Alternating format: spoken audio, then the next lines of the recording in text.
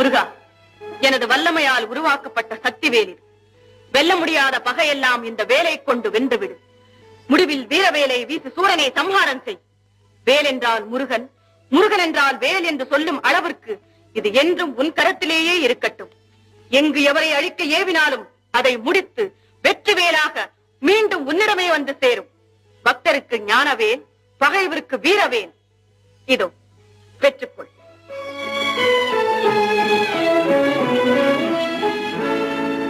வேலவா, வேலோடு செல்லும் உன்னுடன் ஒரு மாபெரும் வீரனையும் துணையாக அனுப்புகிறேன்.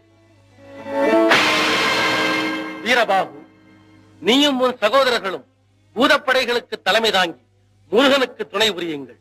வெற்றி வேலனுக்கு துணை வீரபாகு என்ற தத்துவத்தை மறக்காமல் வெற்றி வெற்றி என்று சென்றவிடமெல்லாம் சிறப்படையுங்கள்.